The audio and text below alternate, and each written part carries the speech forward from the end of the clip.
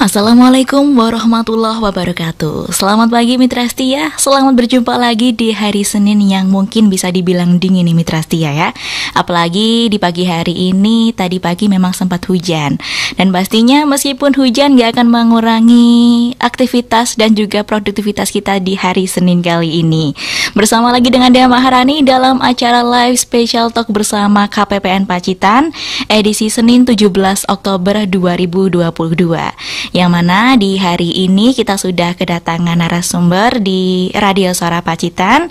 Ada Pak Hari Purwanto, beliau adalah Kepala Seksi Verifikasi dan Kepatuhan Internal KPPN Pacitan. Selamat pagi Pak Hari. Selamat pagi Mbak Dia, selamat pagi juga seluruh pendengar. Alhamdulillah. Radio Suara Pacitan. Pak Hari, karena hari ini kita bakal ngomongin gender ini Pak ya. Apalagi nanti temanya yang diangkat adalah pentingnya pengaruh utamaan gender nih ya Pak ya. Nah ini pastinya tema yang menarik nih, apalagi kalau dulu itu memang kayak zamannya yang milenial, zamannya bukan hanya milenial aja ya, tapi sebelumnya juga udah lebih aware ya tentang yang namanya isu gender. Apalagi sekarang udah di Gen Z juga udah lebih aware lagi nih kalau ngomongin kesetaraan gender nih ya Pak ya. Dan pastinya nih isu kesetaraan gender ini kan masih menuai kontroversi ya, ada pro kontranya juga terkait hal tersebut. Apalagi kalau ada yang bilang setara itu sama gitu, padahal kan enggak deh sama sekali. Nah kalau menurut Pak Hari sendiri yang namanya kesetaraan gender ini seperti apa sih Pak konsepnya? Baik, terima kasih Mbak Dea. Jadi ketika kita berbicara mengenai kesetaraan gender, tentunya itu harus ada patron ya, nilai-nilai itu pun sebenarnya untuk di kita, maksudnya di dalam kita bernegara itu sudah ada undang-undangnya ya. Jadi itulah sebenarnya akhirnya yang menjadi acuan kita, bagaimana kita memperlakukan atau dalam tanda kutip menyusun strategi bagaimana gender itu disetarakan ya kan. Tadi saya sepakat dengan apa yang disampaikan dengan Mbak Dea bahwa apakah setara itu mesti sama, belum tentu ya. Jadi misalnya jadi setara karena kan gini, kalau bicara itu disetarakan berarti memang sebenarnya gender tertentu malah dirugikan dalam tanda kutip. Di sini istilahnya gender female ya, kan seperti itu. Nah, itulah kenapa kadang-kadang dengan pengaruh utamaan gender ini berarti untuk gender-gender yang diutamakan tersebut itu mendapatkan semacam kelebihan. Nah, itulah istilahnya disetarakannya itu di situ. Jadi istilahnya kan nggak akan mungkin kita melakukan dipersamakan. Kalaupun dipersamakan berarti sebenarnya akan kembali ke zaman dulu gitu ya. Jadi istilahnya, jadi katakanlah zaman dulu kenapa dalam contoh sederhana aja seperti toilet gitu ya, toilet campur gitu. Nah itu berarti sebenarnya pihak mana yang diuntungkan nih? Berarti kan pihak laki-laki ya, apa gender pria. Nah jadi terus ketika bagaimana kita mempersamakan gender itu tadi, jadi makanya akhirnya diberikan sesuatu yang berbeda, tetapi istilahnya mau kebutuhan dari masing-masing gender itu terpenuhi. Nah itulah yang istilahnya secara garis besar saja apa yang tertuang di undang-undang atau di aturan yang berkaitan dengan kesetaraan. Tapi jadi untuk aturan sangat banyak ya. Jadi misalnya aturan turunannya ya, kalau untuk pengaruh utamaan gender, katakanlah untuk secara aturan dasarnya ya kita ada undang-undangnya, dan untuk aturan-aturan turunannya seperti peraturan pemerintah ataupun di kementerian ataupun itu akhirnya sangat banyak turunannya, dan itu pun juga dalam tanda kutip bisa jadi disesuaikan dengan kultur ya, budaya lokal atau seperti apa. Nah jadi sebenarnya itu nanti kalau kita berbicara secara nasional berarti bisa jadi seluruh wilayah Indonesia itu untuk pengaruh utamaan gender itu ada modifikasi disesuaikan dengan nilai adat atau dari daerah masing-masing. Demikian kira-kira Mbak, secara garis besar yang bisa itu. Ya Pak. Dan mungkin juga ini masih menjadi masalah yang pemerintah itu masih concern ya untuk menangani hal tersebut. Jadi kalau mau ditangani secara menyeluruh, mungkin ya juga dari dulu ini juga sudah menjadi masalah yang pastinya ini nggak mudah ya, karena juga berkaitan dengan masyarakat luas ini ya Pak ya. Namun kalau untuk pengaruh utamaan gender ini kan juga nggak lepas sama yang namanya konsep gender sendiri nih Pak. Nah ini sebenarnya konsep gender itu seperti apa? Nah ini konsep gender ini menarik ya sebenarnya ya. Jadi konsep gender dari literasi ataupun isu-isu yang terkini sampai dengan saat ini. Oke. Selama ini kita selalu berpikir bahwa yang namanya gender ya male female gitu ya. Iya, lebih ke jenis kelamin. Jenis kelamin laki-laki perempuan. Tetapi ternyata di luaran katakanlah mungkin di negara Thailand itu ada gender ketiga gitu ya. Itu ya. Iya. Oke. Nah, ketika itu sudah menjadi kebutuhan masyarakat, maka negara dipaksa untuk mengatur itu. Untuk di Indonesia, alhamdulillah sampai saat ini belum ya istilahnya untuk yang gender ketiga. Walaupun sebenarnya isu-isu itu sudah mulai digulirkan. Menerai lagi yang kekinian ya, kasus beberapa di media besar itu kita pernah mendengar ada beberapa orang yang mengklaim gender netral. Ini kayak apa lagi kayak gitu nih, Pak? Apa lagi gitu ya. Jadi akhirnya sudut pandang gender itu akan sangat berkembang. Akan sangat berkembang di masyarakat, dan tentunya pemerintah mempunyai kewenangan terhadap penentuan gender tersebut. Nah, tentunya itu nanti urusan para pengambil kebijakan ya, penyusun undang-undang, tentu wakil rakyat kita, pemerintah yang istilahnya menilai apakah gender-gender yang selama ini ada sekarang itu apakah akan diatur tidak. Tapi paling tidak isu itu akan sangat-sangat berkembang, Jadi tentunya mereka yang mengklaim gender selain dua male and female itu pun mereka juga pasti akan menuntut haknya. Nah, itu tadi. Jadi kalau saya sih lebih istilahnya setuju dengan pendapat para ilmuwan ya yang mengatakan bahwa sebenarnya gender ini memang bawaan lahir ya, bawaan lahir seperti itu.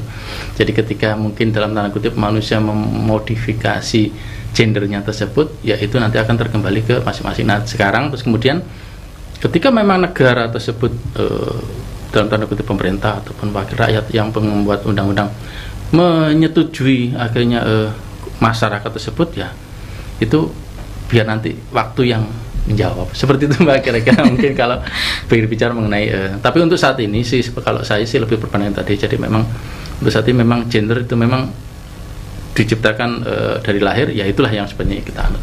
Kira-kira itu Mbak. Iya, soalnya kalau kita berbicara gender juga pastinya ini hal yang nggak mudah ini ya, betul, Pak ya. Betul. Karena pemerintah sendiri juga mungkin masih jadi masalah yang serius ditangani nih ya, betul, kalau di zaman sekarang ini. Nah, kalau kita ngomongin gender lagi nih ya, Pak ya, ini kan juga ada yang namanya pengaruh utamaan gender yang juga menjadi topik kita di pagi hari ini. Ini sebenarnya apa sih Pak? Jadi sebenarnya gini, jadi dengan pengarus utamaan gender itu, jadi sebenarnya lebih kepada memberikan prioritas terhadap dalam tanda kutip gender yang secara umum itu bahasanya kalau bahasa itu kayak seolah-olah termarginalkan gitu ya, misalnya seolah-olah yang jadi contohnya gini, di fasilitas-fasilitas umum ya, jadi kembali lagi di fasilitas-fasilitas umum yang disediakan. Nah, apakah layanan, apakah hal-hal yang diberikan kepada masyarakat yang dari pemberi layanan kepada si penerima layanan tersebut itu terfasilitasi dengan baik, ya. Jadi apakah itu tadi kalau ketika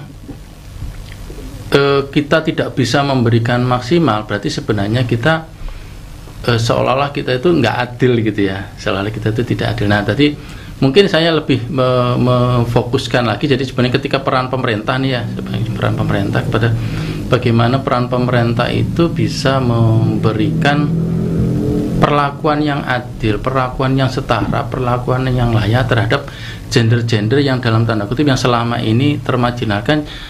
Disitulah kita mendorong. Jadi makanya istilahnya pengarus utamaan. Jadi diarus utamakan. Jadi kita memberikan prioritas-prioritas, dan itu pun tidak hanya sekedar masalah pengakuan laki-laki perempuan, tetapi hal-hal lain termasuk perkembangan baik mengenai itu karir, bagaimana fasilitas layanan dan lain sebagainya, pemberian kesempatan. Nah, itu sebenarnya mungkin yang bisa menjadi pemikiran kita, terus kemudian bagaimana kita melaksanakannya gitu ya. Jadi kita tidak hanya cukup di tulisan gitu. Tidak hanya cukup ketentuan bunyinya seperti, tapi kalau nggak dilaksanakan juga nonsense gitu ya. Jadi maksud saya dengan pencanangan pengarus utamaan gender tersebut, intinya seluruh institusi baik swasta ataupun pemerintah harus bisa mewujudkan itu jadi pengarus utamaan gender. Memberikan kesamaan yang sama juga. Betul, ya. itu. Bukan hanya mengkotak-kotakan antara laki dan juga perempuan yang ada di sini. Ya. Nah, karena memang ini kan kayak kalau ditarik ke belakang kan kita melihat situasi dan juga kondisinya kadang masih banyak sekali kayak ketimpangan dan juga ada kesenjangan sosial ya, dan juga ketidakadilan gender nih Pak dalam ketika kita mungkin mendapatkan perlakuan di antara di tempat kerja ataupun juga mungkin kalau pengen jadi pemimpin kayaknya ada yang bilang ini kayaknya nggak mungkin kayak gitu deh, karena kamu itu perempuan ngapain jadi pemimpin kayak gitu. Tapi kalau di zaman sekarang kan sudah ada kayak kesempatan seperti itu ya Pak ya. Ini mungkin juga ada kaitannya dengan kebijakan pemerintah terkait pengarus utamaan gender ini ya Pak ya. Ya betul. Jadi kalau kita melihat ya, jadi kalau kita melihat kebijakan yang ada selama ini, katakanlah dengan adanya kuota 20% gitu ya, karena pemberian kuota aja, istilah pemberian kuota, terus kemudian dalam tanda kutip atau mungkin seleksi tapi yang istilahnya dibedakan ya, istilah seleksi yang dibedakan. Nah dari situ pun sebenarnya paling tidak memberikan kesempatan bagi gender yang diutamakan tersebut, khususnya perempuan, untuk bisa lebih eksis gitu ya. Nah tetapi perlu kita juga harus posisi mengingat bahwa Indonesia itu sangat-sangat beragam, tentunya tidak lepas dari adat budaya dan agama. Nah jadi memang kadang-kadang ada juga beberapa adat istiadat atau seperti apa yang istilahnya yang secara adat itu pun memang membatasi gitu ya, itu seperti itu. Jadi nah untuk bisa merubah seperti itu kan bukan sesuatu yang mudah gitu ya. Jadi mungkin di adat istiadat tertentu ketika seorang laki-laki harus seperti ini, seorang perempuan seperti ini. Nah ketika untuk menciptakan suatu budaya baru, katakanlah mendobrak budaya yang sudah eksis selama ini, itu kan bukan sesuatu yang mudah. Dan terus kemudian bisa saja sulit sekali nih Pak. Kadang-kadang untuk menerimanya pun kan juga susah gitu. Nah untuk melakukan perubahan pandangan seperti itu, terus kemudian dapat diterima oleh adat dan masyarakat, itu bukan jadi walaupun tetap itu aturan undang-undangnya sudah ada, aturan turunannya sudah ada, tetapi terus kemudian lingkungan dalam artian adat istiadat atau agama membatasi itu. Nah itulah yang sebenarnya yang akhirnya bukan kalau saya mengatakan bukan suatu hambatan ya, itu akan menjadi tantangan bagi kita bagaimana kita mensinkronisasikan, mengharmonisasikan antara tujuan kita mengarus utamakan gender tersebut dengan adat istiadat. Jadi makanya itu tadi sudah di awal sudah saya sebutkan bagaimana pengarus utamaan gender itu juga tidak serta-merta diterapkan secara saklek seperti itu, tapi juga di beberapa daerah-daerah tertentu disesuaikan menurut budaya dan juga norma yang ada seperti itu dengan ya, Pak? Kearifan lokalnya seperti itu Mbak. Karena kalau memang disamakan itu juga bakalan sulit gitu ya Pak ya. Betul. Nah kalau kita lihat sendiri ini kan juga ada yang namanya ketidaksetaraan gender sendiri ya Pak ya. Apalagi kalau di Indonesia sendiri ini seperti apa sih Pak sebenarnya kondisi kesetaraan gender sendiri nih Pak? Kajian umum ya, misalnya dari beberapa kajian umum yang kita terima bahwa ketidaksetaraan itu lebih kepada sebenarnya kalau dari hasil kajian-kajian yang ada lebih kepada sosialisasi ya. Jadi sebenarnya gini, kalau kita kembali lagi untuk aturan memang sudah ada, tetapi betul aturan-aturan sudah ada. Namun demikian, ketika kita kurang gencar mensosialisasikan kepada masyarakat juga nggak akan tahu. Nah, seperti momen-momen seperti ini ya, jadi katakanlah kita membicarakan ini, paling tidak masyarakat tersadar itu, ternyata sebenarnya pemerintah sudah memfasilitasi ini ya. Jadi ketika mungkin ada institusi atau pihak tertentu yang dalam tanda kutip menghalangi seperti itu, ya kita sampaikan gitu. Anda tidak bisa serta-merta melakukan itu karena memang sebenarnya di sini negara sudah mengatur bahwa kita tidak diperkenankan untuk pembedaan ya. Jadi misalnya bukan ketidaksetaraan tersebut, misalnya perlakuan diskriminatif ini dalam rangka apa, dasarnya apa, kalaupun sumpama itu diterapkan oleh pihak-pihak tertentu gitu kan, baik itu swasta ataupun pemerintah lah seperti itu. Nah dari situ nanti kita bisa, jadi ketika itu muncul di masyarakat ketidaksetaraan tersebut, terus kemudian masyarakat bisa menggugat gitu ya, bisa menggugat. Kenapa? Nah selama ini kan jarang sekali hal tersebut. Apakah memang karena masyarakat, pengetahuan masyarakat tentang pengarus utamaan gender itu kurang, atau memang masyarakat belum tahu? Atau mungkin ada juga yang salah paham tadi, Pak. Betul. Jadi istilahnya kan ada yang juga mungkin yang menafsirkannya kebablasan gitu ya. Iya. Nah, jadi ini kan laki-laki sama perempuan mau disamakan ya gitu mungkin. Itu betul. Nah jadi betul, saya sepakat dengan yang disampaikan Mbak Dia bahwa bagaimana kita menyamakan pemahaman. Jangan sampai orang ketika itu aturannya dibaca tapi didaftarkan sendiri gitu. Maksudnya ini kan harus paham apa ini. Iya. Tapi jadi gini, ketika tuntutan kesetaraan tersebut dituntut, bisa nggak kesetaraan tersebut dalam tanda kutip tadi itu betul-betul misalnya salah persepsi tadi ya, persepsi sama. Bisa nggak katakanlah dengan peminta kesetaraan tersebut terhadap dalam tanda itu konsekuensinya gitu ya. Jadi katakanlah seperti apa, kita ambil simpel mungkin katakanlah mungkin rekan-rekan kita di kepolisian gitu ya. Katakanlah kita ada unjuk rasa seperti itu. Kalau dulu mungkin kan yang pagernya itu kan rekan-rekan mungkin yang laki-laki yang cowok semua. Tapi sekarang kan dengan pendekatan yang berbeda, kita menghadirkan juga wanita juga. Tapi kan ya tidak serta-merta mereka harus kan seperti itu. Pasti nanti pembagiannya seperti aja. Jadi ada SOP-nya. Nah, itu sebenarnya yang maksud kita bahwa tidak nggak akan mungkin juga lah ketika si Polwan tadi terus kemudian harus menangani yang dalam tanda kutip demonstran yang yang laki-laki terus kemudian itu saya kira juga itu bukan sesuatu yang bijak gitu. Jadi ketika menuntut kesetaraan monggo nggak apa-apa, tapi tentunya harus dilihat ketika konsekuensi kesetaraan tersebut sanggup nggak kesetaraan itu diterima.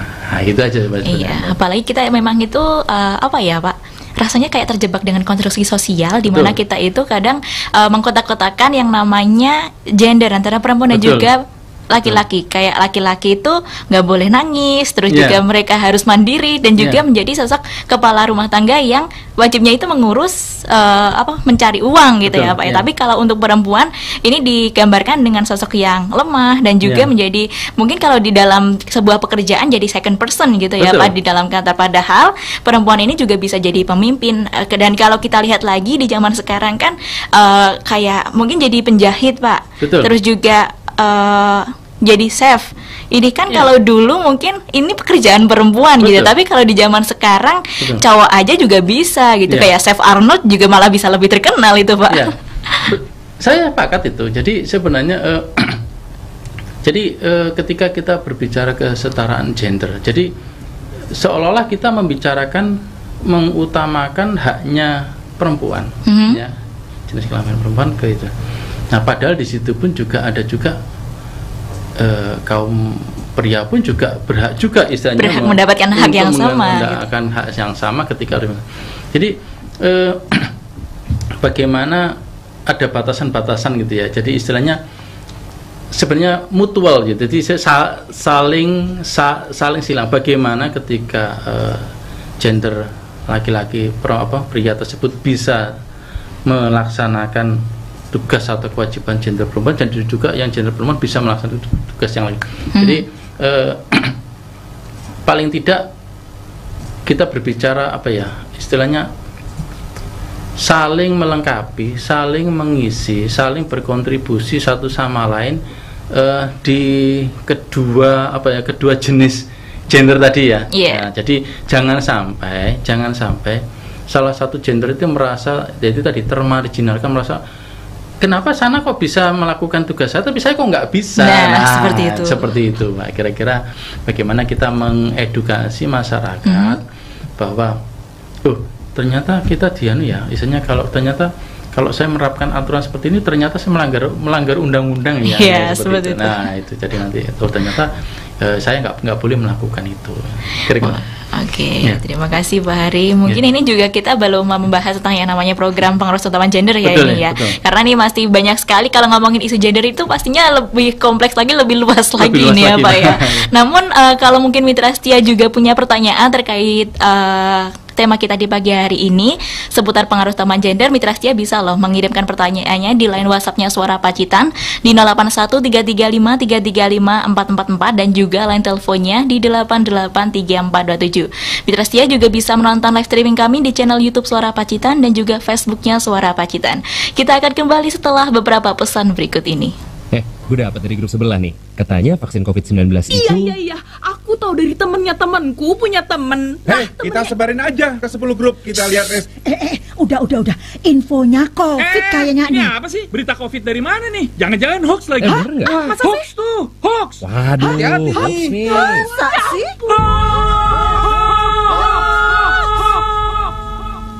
Selain virus yang mengancam, ada bahaya lain yang mengintai, yang memicu kebingungan, menghapus rasa percaya, membunuh optimisme, membangun rasa curiga. Ribuan hoax yang beredar menghambat penanggulangan pandemi. Stop hoax dari sekarang. Tahan, saring sebelum sebar. Kalau dapat informasi, tahan dahulu. Cek di www.hoax.infovaksin.id baru disebar. Dipersembahkan Kominfo dan Komite Penanganan COVID-19 dan Pemulihan Ekonomi Nasional. Kesehatan pulih, ekonomi bangkit. Serta Indonesia Persada ID untuk menyiarkan baik. Indonesia adalah negara kepulauan terbesar di dunia. Terletak di antara dua benua Asia dan Australia. Juga di antara dua samudra, Samudra Hindia dan Samudra Pasifik. Negara khatulistiwa dengan potensi ribuan kekayaan sumber daya alam yang meliputi bahan tambang, hutan, laut, dan sebagainya. Namun selain itu, Indonesia juga mempunyai potensi bencana alam yang harus diwaspadai, seperti gempa bumi, tsunami, angin topan, banjir, tanah longsor, kebakaran hutan, dan lainnya. Bencana tersebut bisa terjadi kapan saja tanpa memberitahukan pada kita sebelumnya. Saatnya kita mengenal lebih dalam dengan karakter alam di sekitar kita dan kenali tanda-tanda bencana lebih dini. Pesan layanan masyarakat ini disampaikan Badan Nasional Penanggulangan Bencana, Badan Penanggulangan Bencana Daerah, dan Radio Suara Pacitan.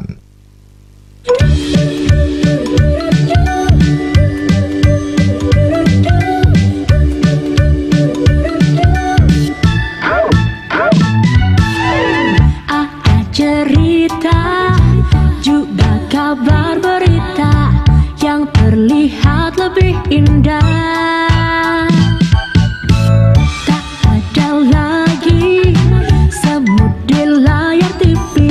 Nonton TV makin asyik.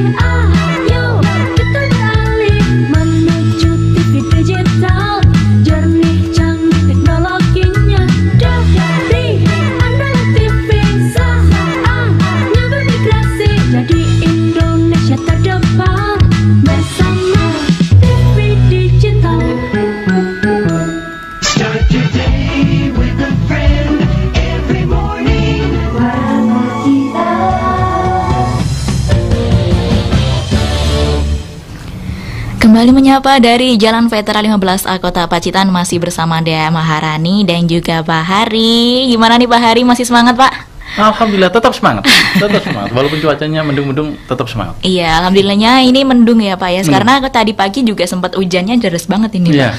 Tapi tadi nggak sempat kehujanan ini Pak ya, apalagi terjebak hujan gitu. Alhamdulillah ya. Mungkin Mitra Setia juga tadi sempat ya, kalau mau berangkat kerja juga masih ada aras-arasannya gitu ya Pak.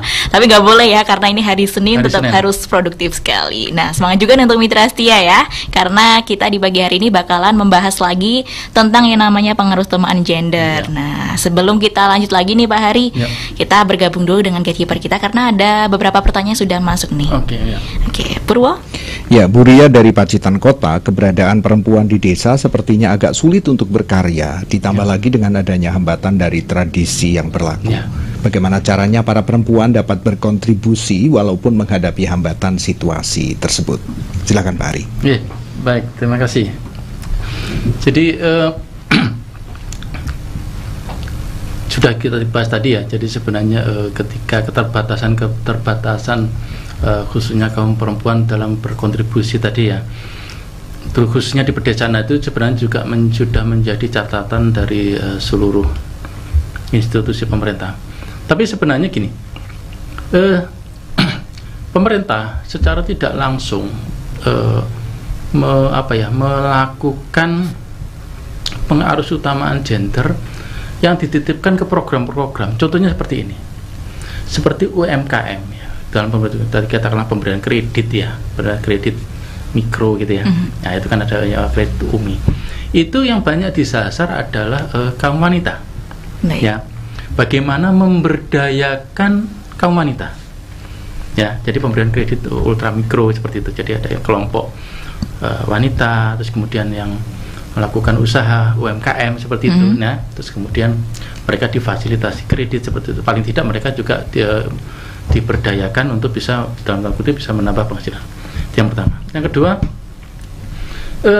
ketika pemerintah desa ya, jadi struktur sebenarnya untuk di anggaran desa itu sebenarnya juga ada beberapa anggaran-anggaran yang istilahnya memang dalam tanda kutip diarahkan ke sana ya sebenarnya. Nah, pertanyaan sekarang, apakah di pemerintahan desa itu memaksimalkan itu? Jadi kan sebenarnya ada anggaran untuk pemberdayaan masyarakat ya, khususnya perempuan, pemuda, itu sebenarnya dana itu memang ada. Nah, kalau saya berpikir atau berpandangan bahwa desa kan ada namanya lembaga masyarakat desa ya sekarang ya. Jadi sebenarnya untuk pemerintah desa sekarang cukup kompleks. Jadi misalnya struktur DPR-nya desa itu kan lembaga masyarakat desa gitu. Nah, sebenarnya dari situ sebenarnya kita mendorong ya bahwa perwakilan masyarakat desa itu bisa membuat semacam itu tadi aturan-aturan ya, bukan aturan, istilahnya kebijakan-kebijakan yang kira-kira memaksimalkan potensi sumber-sumber daya yang dari gender perempuan tadi itu. Saya teringat di sebuah desa kita ngobrol itu, ada yang kebetulan yang kepala desanya itu seorang wanita. Jadi beliau itu sebenarnya istilahnya begitu ketika beliau memimpin, dia memang membuat program-program tersebut. Nah, program tersebut memang akhirnya lebih banyak memberdayakan perempuan dan terus kemudian dan kepemudaan. Karena ini satu alur, iya. Jadi karena ketika bagaimana ketika desa itu dikelola dengan mungkin dengan ada dimunculkan BUMDes gitu ya, maksudnya BUMDes itu, terus ke dalam BUMDes itu terus kemudian ada UMKM. Nah, di situ akan sangat-sangat berkembang dan dana desa itu akhirnya betul-betul termanfaatkan dengan baik seperti itu. Terus kemudian ketika mereka membutuhkan usaha, pembiayaan usaha, mereka diarahkan ke UMI. Terus kemudian ketika memang usaha itu cukup berkembang, mereka juga dapat fasilitas kur. Nah, itu sebenarnya kalau menurut saya perlu sosialisasi atau pemberian info yang lebih luas, baik di aparat desa ataupun masyarakat ya, masyarakat desa, bahwa memang untuk pengarus utamaan gender ini sudah menjadi suatu keharusan ya, suatu keharusan dan ketika mungkin adat istiadat masyarakat tersebut masih dalam tanda kutip masih belum bisa menerima pengaruh, ya memang harus ada program-program itu. Jadi tidak bisa serta-merta langsung seperti ini gitu, enggak, tapi paling tidak dibuatkan program-program. Nah, di situ dari diskusi yang sempat kami lakukan itu paling tidak bisa merubah pandangan masyarakat. Baik. Ya, jadi contohnya gini, ketika kita yang selama ini dalam tanda kutip ibu-ibu tadi hanya di pedesaan ya, yang katakanlah kesehariannya hanya mengurus rumah tangga. Gitu ya.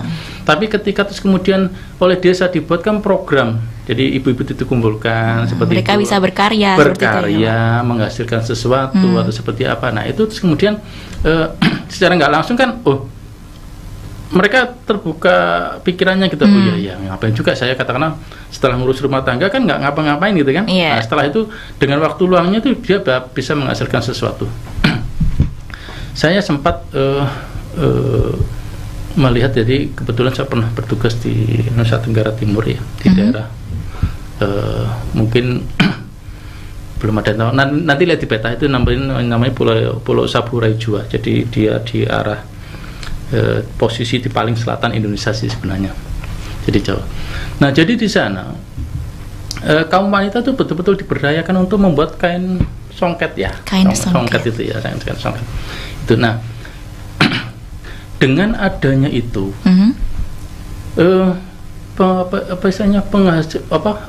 income rumah tangganya bisa menjadi naik gitu ya dari situ. Nah dan memang kan ibu-ibu kan cukup telaten untuk membuat kain-kain yang seperti kain-kain songket itu tadi, jadi kain-kain tenun yang bagus itu.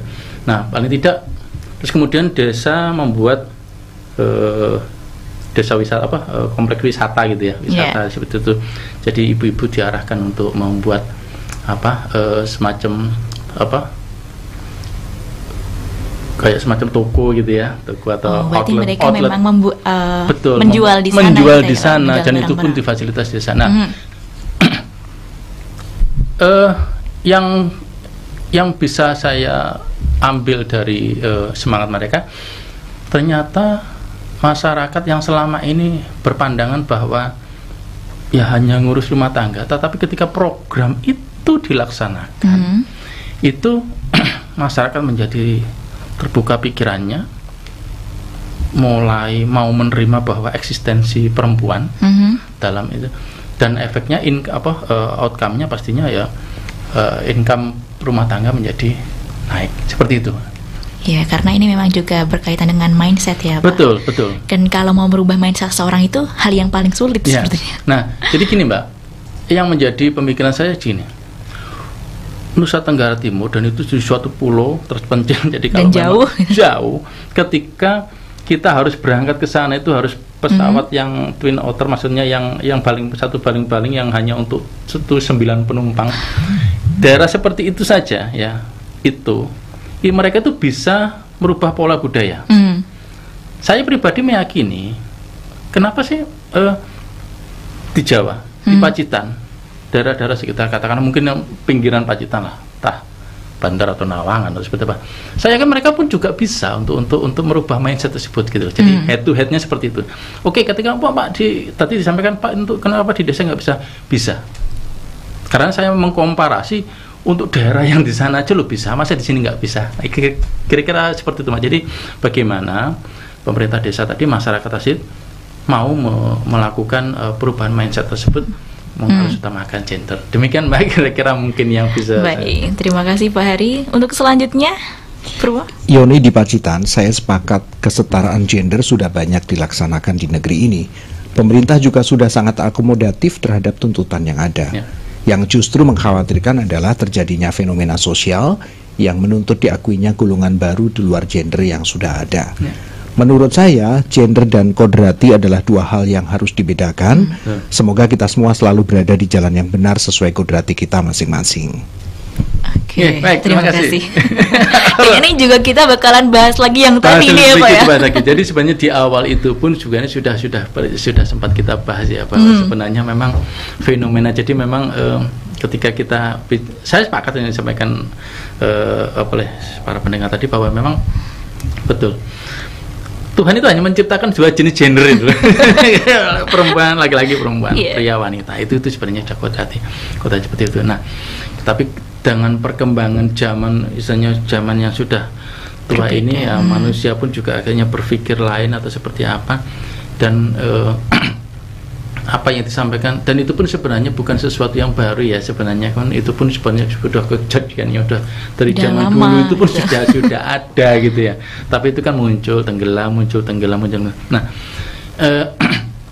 kembali lagi bahwa ketika gender di luar kodrat tadi katakanlah menuntut kesetaraan seperti itu tadi ya, katakanlah gender ketiga atau katakanlah gender keempat yang non gender tadi seperti itu, gender netral lah seperti itu.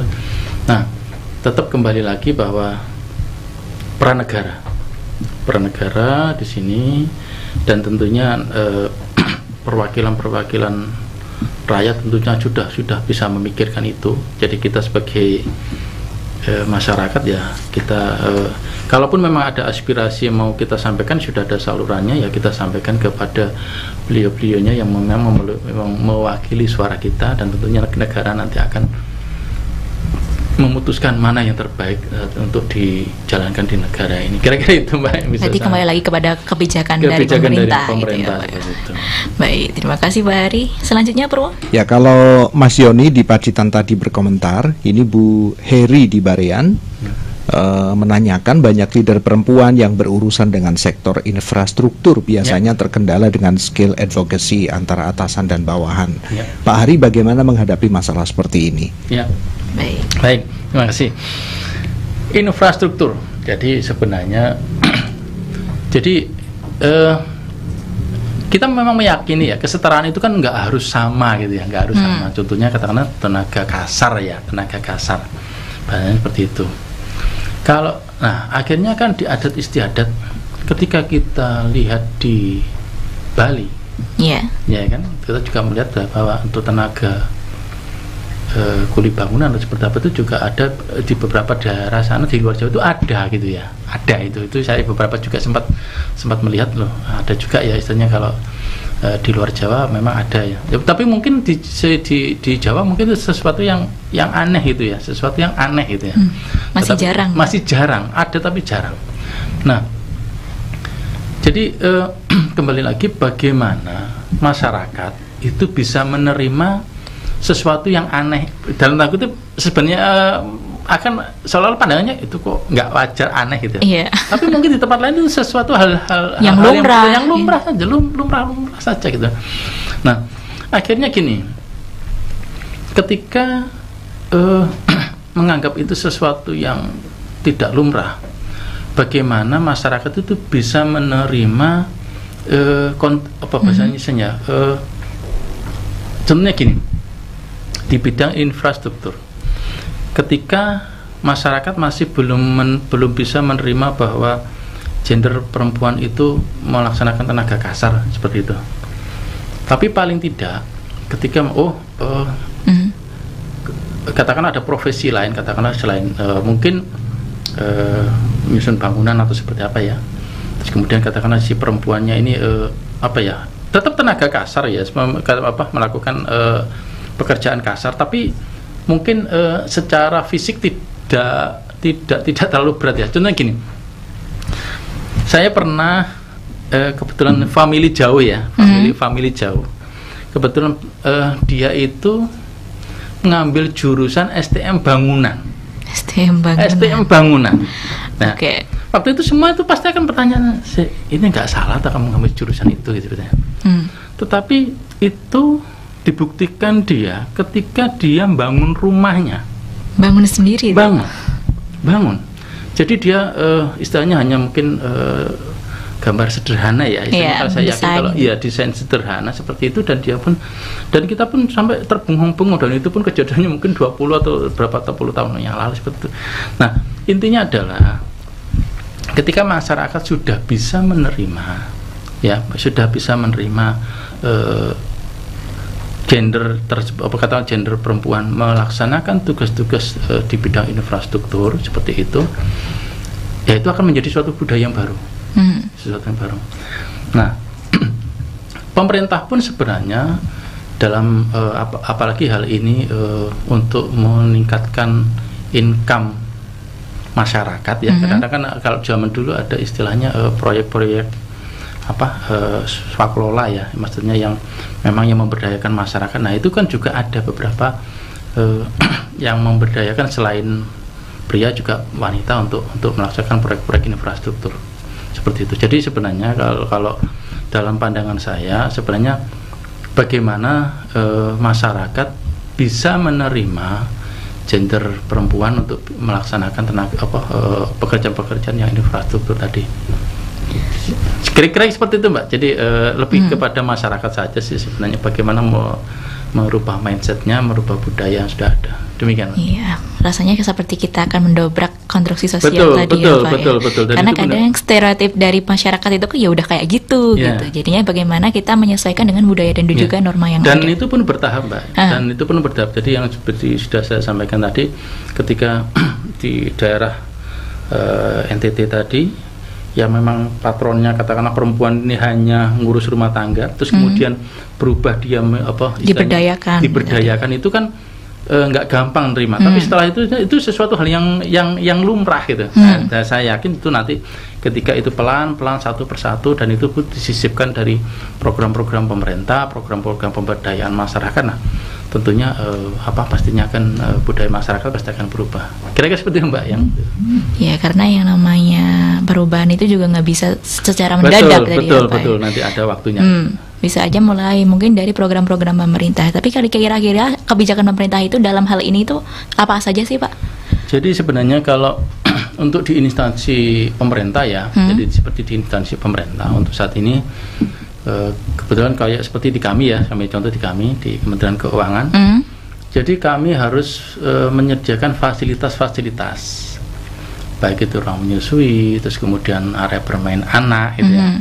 Jadi walaupun kami ruangan untuk kantor itu tidak luas, tapi kami harus berusaha menciptakan ruang-ruang tersebut walaupun nggak istilahnya seminimalis gitu ya, minimal, tapi ruang-ruang itu harus ada. Nah, harus ada. Jadi itu pun sudah menjadi standar layanan. Nah, kembali lagi bahwa kita tidak hanya bisa melayani hanya satu jenis gender saja, tetapi gender yang lain, dan itu pun kebutuhannya bukan hanya untuk kebutuhan yang kita layani, tapi untuk diri kita sendiri. Kebetulan untuk di internal kita juga ada pegawai-pegawai yang wanita, dan mereka pun juga memerlukan tempat-tempat tersebut untuk untuk kepentingan pribadinya lah, seperti itu. Nah, demikian, Pak. Jadi lebih kepada pelayanannya dari internal itu harus ada seperti itu ya, Pak ya. Betul. Jadi, yang menjadi pertanyaan sekarang, apakah seluruh institusi baik pemerintah pusat maupun pemerintah daerah melaksanakan hal tersebut? Nah, padahal itu kan sudah menjadi amanat undang-undang, dan itu pun yang harus kita lakukan, yang harus kita laksanakan gitu, yang harus kita penuhi lah. Ya, jadi sepertinya memang paling enggak kan seharusnya sudah ada ya, Pak, ya, di instansi manapun. Tapi kalau kita berbicara yang namanya pengawasan gender dan juga kita berbicara dengan kesetaraan gender, ini kan juga pastinya ada faktor-faktor penghambat ya, yang mungkin juga tadi ada PR besarnya, apakah juga semua instansi juga sudah menerapkan? Selain itu apa lagi, Pak? Mungkin faktor-faktor penghambat dari pengarusutamaan gender ini. Nah, jadi gini, untuk mengarus utamakan gender itu kan juga memerlukan pembiayaan, ya kan? Kadang-kadang kita bisa membuat itu, tetapi ketika itu tidak ada pemeliharaan atau katakanlah untuk alokasi dana untuk itu kan akhirnya kan menjadi sesuatu yang mubazir aja gitu. Ya itu. Jadi makanya itu menjadi tantangan kita bersama. Ketika program itu sudah diterapkan, itu harus konsisten, baik dari segi pendanaannya, ya. Jadi memang kan harus didanai secara terus menerus, harus kontinu. Terus kemudian harus ada pihak yang bertanggung jawab khusus. Jadi untuk di kami ada istilahnya duta PUG, duta pengarus utamaan gender. Tujuannya apa? Mereka sebagai PIC atau garda terdepan ketika institusi ini dalam tanda kutip tidak memfasilitasi. Jadi gini, tugas dari Duta PUG tadi, dia harus membuat program-program. Oh, ini ruangan ini harus tersedia. Ketika ruangan ini tersedia, berarti kan harus ada hal-hal lain, katakanlah bahannya, kelengkapannya, seperti itu. Terus kemudian setelah itu dia juga harus melaksanakan sosialisasi baik internal maupun keluar. Baik. Nah, dari situ. Jadi sebenarnya perlu kontinuitas. Jadi, nah itulah yang sebenarnya yang jadi tidak cukup hanya dibuatkan saja, tetapi kita juga harus melaksanakan pemeliharaan dan juga harus ada program-program sosialisasi yang dilaksanakan. Nah, menarik, seorang duta PUG itu yang selama ini kan karena ini yang diutamakan gender perempuan, kemudian harus perempuan. Salah. Jadi sebenarnya untuk duta PUG bisa gender laki-laki. Karena apa? Ya dia paling tidak dia minimal dia juga harus mengetahui, harus care, dia harus bisa memenuhi kebutuhan dari lawan jenisnya, seperti itu. Baik, jadi memang harus saling mutualisme tadi ya Pak ya, saling melengkapi dari satu sama lain. Nah Pak, karena ini juga kalau kita ngomongin pengaruh utama gender ini mungkin nggak akan habis kalau cuma 1 jam ini ya Pak. Tapi ternyata udah 1 jam diskusi tentang yang namanya pengaruh utama gender tadi. Dan karena sekarang waktunya sudah mepet sekali nih Pak, ya mungkin Bapak bisa memberikan closing statementnya nih Pak. Baik, terima kasih Mbak Dia, seluruh pendengar Radio Suara Pacitan. Jadi pengaruh utama gender ini sudah menjadi amanat dari negara, dan tentunya kita juga wajib melaksanakan aturan tersebut. Seluruh masyarakat, baik itu instansi pemerintah swasta, baik pemerintah pusat, pemerintah daerah, institusi, dan perlunya kesadaran kita memahami pengaruh utama gender tersebut, perlunya budaya pengaruh utama gender yang nantinya akan menjadi sesuatu yang baru, menjadi budaya baru yang harapannya dari pengaruh utama gender ini adalah kesetaraan gender. Seluruh gender itu tidak ada gap yang jauh. Harapannya bangsa Indonesia akan semakin maju menuju Indonesia emas di tahun 2045. Demikian mungkin bisa saya sampaikan closing statement mengenai pengaruh utama gender. Terima kasih Pak Hari, karena tema kita di hari ini sangat menarik sekali ya. Kalau ngomongin gender kayaknya bukan hanya 1 jam aja, bisa-bisa 1 hari kita ngomonginnya nggak habis-habis ini ya Pak ya. Dan terima kasih juga untuk Mitra Setia yang tadi sudah mengirimkan pertanyaannya melalui WhatsApp dan juga teleponnya Suara Pacitan, ataupun juga yang sudah melihat live streaming kami di channel YouTube Suara Pacitan ataupun juga Facebook Suara Pacitan. Kita akan kembali bertemu di Senin depan dengan tema-tema yang lebih menarik lagi. Dan kali ini saatnya ada Maharani pamit undur diri dari Ruang dan Mitra Setia. Selamat pagi. Wassalamualaikum warahmatullahi wabarakatuh. Waalaikumsalam.